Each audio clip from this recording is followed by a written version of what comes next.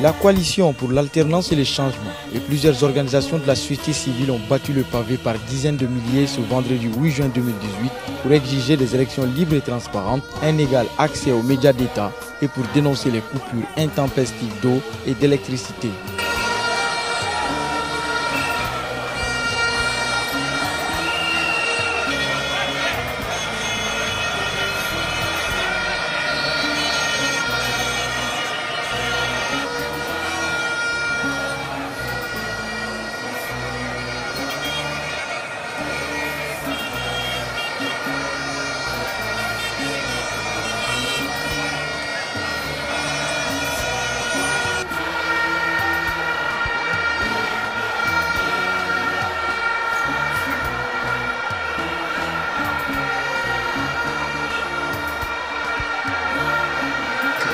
Donc c'est normal que nous venions pour dire aux Maliens qu'il est bon qu'on aille aux élections d'une manière assez transparente ou beaucoup plus transparente que ce qu'on veut aujourd'hui faire.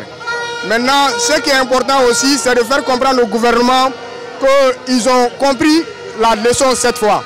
La dernière fois, ils ont réprimé la marche et ce n'était pas bon.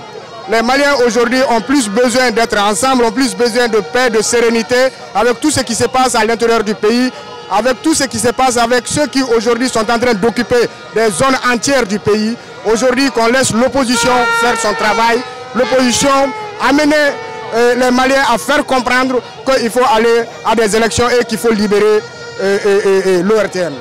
Je suis fière d'être là aujourd'hui, fière de voir ce peuple malien mobilisé pour juste leurs droits.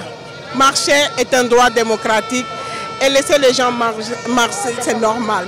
Je suis vraiment contente d'être là aujourd'hui et fière d'être avec ce peuple malien que je soutiens de tout mon cœur.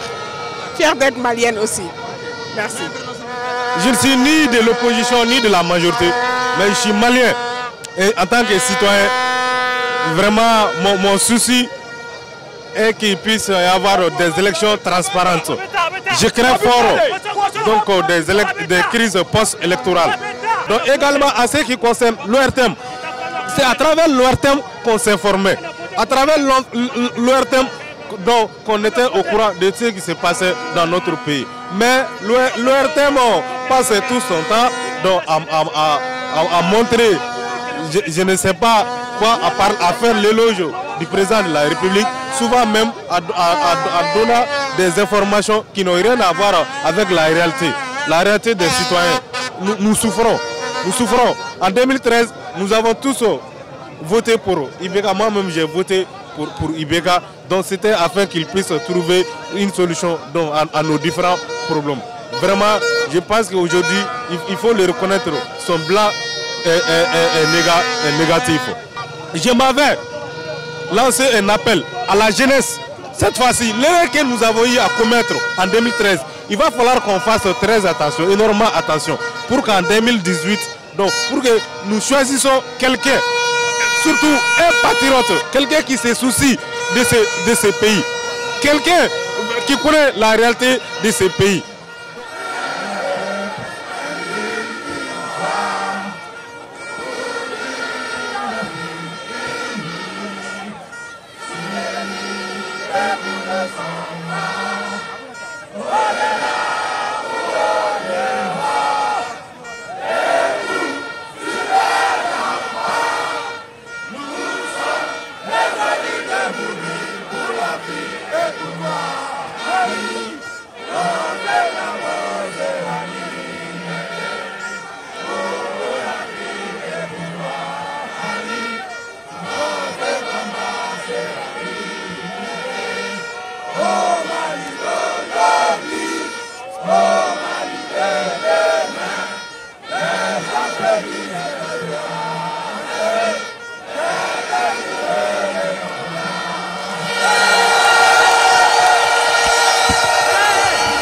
L'alternance est en marche au Mali et aujourd'hui les partis de l'opposition et les organisations de la société civile ont démontré que nul ne pourra faire entrave à cette aspiration profonde du peuple souverain.